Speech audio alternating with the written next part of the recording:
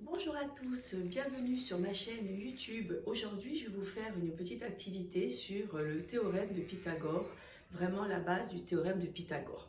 Alors, d'abord, je vais faire une petite explication très approfondie, car il y a une petite astuce à savoir sur le théorème de Pythagore. Et ensuite, vous allez essayer de faire vous-même l'exercice que je vous propose. Alors, tout d'abord, je vous prends un énoncé qui vous dit ABC est un triangle rectangle en A.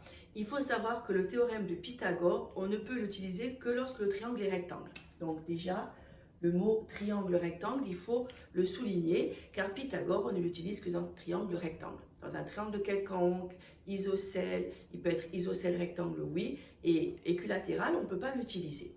Alors ici, on vous dit triangle rectangle en A, donc je vous conseille d'abord de faire sur votre cahier le triangle rectangle à main levée. Alors à main levée, ça veut dire que vous prenez votre crayon à papier et puis vous le faites comme ceci, à main levée, sans les vraies dimensions qu'on vous propose. Et ici, on vous dit rectangle en A, donc regardez ici, je rappelle que quand c'est un triangle rectangle, il y a un angle droit. Donc ici, on écrit A, puisqu'on vous dit dans l'énoncé qu'il est rectangle en A, et il se nomme ABC, donc voilà. Ici, j'ai fait ce qu'on appelle à main levée et je vous conseille de le faire beaucoup en mathématiques car ça va vous aider pour comprendre mieux le sens du problème. Alors, une fois qu'on a ceci, on vous donne les dimensions. AB égale 3 cm, donc je le mets directement AB 3 sur ma figure. AC, il vaut 5,1. Et on vous demande de calculer BC. BC qui est ici. Alors il faut savoir que je vais faire un petit cours, un petit rappel sur les caractéristiques d'un triangle rectangle. Donc ici, A, il est rectangle, donc j'ai le petit carré qui veut dire que c'est un angle droit. Le côté qui est opposé à l'angle droit et qui est le plus long dans un triangle rectangle, je rappelle, c'est l'hypoténuse. Donc BC ici, c'est l'hypoténuse. Rappelez-vous, si vous avez du mal, vous avez deux possibilités pour le repérer. Soit c'est le plus long dans le triangle, quand il est rectangle, donc ici, soit c'est celui qui est en face de l'angle droit. Voilà, vous avez deux possibilités, donc c'est important de repérer l'hypoténuse dans un triangle rectangle. Alors ici, on me demande de calculer BC, donc il va falloir utiliser bien sûr le théorème de Pythagore, car on a un triangle qui est rectangle et qu'on demande une valeur sur 3. Donc il va falloir utiliser le théorème de Pythagore. Donc toujours bien rédigé, j'utilise le théorème de Pythagore, car le triangle est rectangle. Ou bien vous pouvez écrire le triangle est rectangle, donc j'utilise le théorème de Pythagore, car le triangle est rectangle. Voilà. Donc ça, dans la rédaction, il faut bien l'écrire, car on peut vous pénaliser pour ça. Donc théorème de Pythagore, je vous le souligne, et le triangle est rectangle. Alors maintenant, on va faire des égalités pour obtenir BC. Alors, toujours, regardez, mettre à égal. Et moi, ce que je dis à mes élèves, c'est que toujours mettre à gauche de mot égal l'hypoténuse, donc le côté le plus long. Donc ici, ça sera BC au carré, égal, j'additionne les deux autres côtés, AB au carré, je vous rappelle que AB c'est la base et AC c'est la hauteur, plus AC au carré. Voici ma première égalité. Faites attention de ne pas oublier les carrés. Souvent, quand on introduit le théorème de Pythagore en quatrième, les élèves oublient le carré. Donc, je vous l'entoure. Il ne faut pas les oublier. Je vous ferai une petite vidéo explicative bien approfondie sur il est venu d'où le théorème de Pythagore. Ensuite, je continue. Je mets mon égal à la ligne, bien le égal sous le égal. BC au carré, c'est ce que je cherche, donc je le réécris avec les lettres, égal. AB au carré, donc dans ma deuxième ligne, je les remplace par mes valeurs numériques, donc par mes nombres. AB, il vaut 3, donc 3, et je n'oublie pas d'écrire le carré, plus AC, je regarde sur ma figure ou dans mon énoncé, il vaut 5,1, donc 5,1 au carré. Et je retourne toujours à ma ligne, BC au carré. Donc ensuite, vous allez avoir besoin d'utiliser votre calculatrice, d'accord? C'est important. Donc, 3 au carré, on peut le faire de tête, hein, c'est 3 fois 3. Ça fait 9, plus 5,1 au carré. Donc, vous prenez votre calculatrice, vous marquez 5,1 x2 et ça vous fait 26,01. Donc, vous réécrivez le résultat que la calculatrice vous donne. Et vous continuez, BC au carré, donc vous faites 9 plus 26,01 et la calculatrice, elle vous affiche 35,01. Mais faites attention, maintenant ici, c'est BC au carré qui vaut 35,1.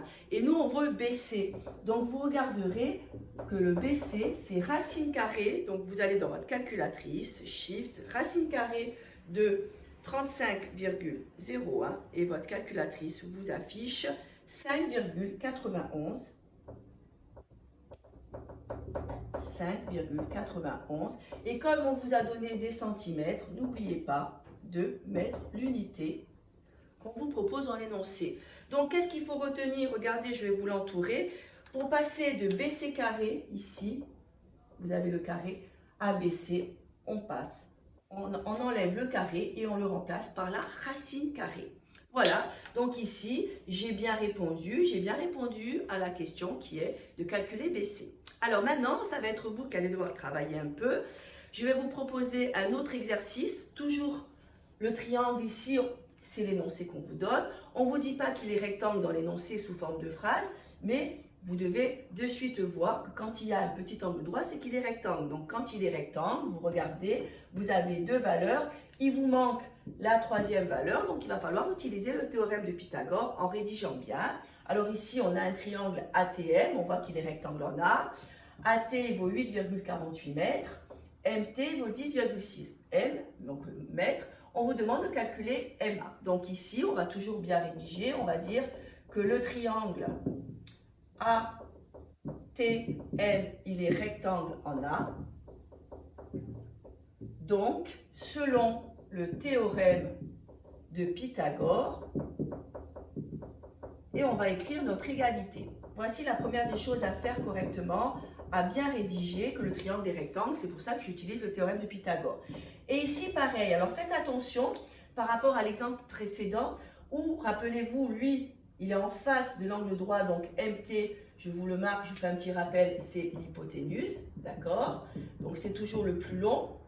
Et tout à l'heure, on vous demandait de chercher l'hypoténuse, donc il n'y avait pas trop de pièges, on mettait l'hypoténuse à gauche du égal. Ici, maintenant, on va vous demander de calculer MA, ce n'est pas l'hypoténuse. Rappelez-vous, AT, c'est la base, lui, c'est la hauteur.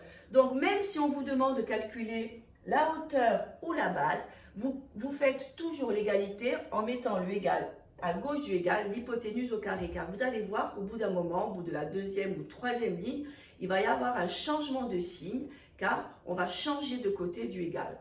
Alors, toujours à gauche, pensez-y, vous mettez toujours l'hypoténuse, donc le plus long. Donc, je suis ici, je fais mon égalité et j'écris MT au carré. On n'oublie pas le carré. Égale AT au carré plus AM au carré. Ici, que vous mettiez AM au carré ou AT au carré en premier ou en deuxième, il n'y a pas de souci. Vous pouvez mettre aussi AM au carré plus AT au carré, car c'est des plus, ça ne change pas. D'accord ? MT, dans ma deuxième ligne, toujours, je change par mes valeurs numériques, par mes nombres. MT, on me le donne, il vaut 10,6 et je mets le carré, ne l'oubliez pas. AT, je le remplace, c'est 8,48 et je n'oublie pas le carré. Donc, je vais encore vous les entourer pour ne pas les oublier. Plus, ce que je cherche, c'est AM au carré. Et je continue avec le égal. Mais nous, on nous demande de calculer AM ou MA, c'est pareil. Donc, vous allez voir, c'est là où les élèves se font beaucoup avoir, c'est qu'il y a le nombre de 8,48 au carré, il va passer de l'autre côté du égal. Donc ici, quand il n'y a rien, ça veut dire qu'il est plus, et on va devoir le soustraire. Donc ici, déjà, on prend la calculatrice et on fait 10,6 au carré. Et votre calculatrice, elle doit vous afficher 112,36. Donc, je le remplace. Et n'oubliez pas, je n'ai plus le carré, puisque 10,6 au carré, c'est 10,6 fois 10,6. Je continue, je prends ma calculatrice et je fais 8,48 au carré, et elle m'affiche 71,91 plus AM au carré, je le laisse sous AM au carré, puisque je cherche AM. Attention, ici, voilà, je veux AM au carré, je le laisse à droite du égal, mais lui, le 71,91, il va passer de l'autre côté du égal. Donc, comme il est plus, il va devenir moins. Mais faites attention, en premier, vous mettez toujours le plus grand nombre que vous avez à gauche. Donc, 112,36 moins 71,91 égale, alors je prends la calculatrice, vous pouvez le faire en même temps que moi, moins 71,91 et vous obtenez 40,45 égale AM carré. Mais est-ce que j'ai terminé? Faites attention, non. Nous, on veut AM, puisqu'on ne peut pas donner une valeur au carré comme ça dans Pythagore. Donc, AM, rappelez-vous que quand on enlève le carré, il devient racine carrée de 40,45. Donc, vous tapez sur votre calculatrice racine carrée de 40,45 et vous obtenez une valeur de, alors racine carrée de 40,45, vous devez obtenir à peu près dans les 6,36. Et comme on a des mètres, ça va faire mètres. Voilà, donc le piège ici, c'est que comme par rapport à l'exemple précédent ici, vous avez l'hypoténuse et la base, il faut chercher la hauteur.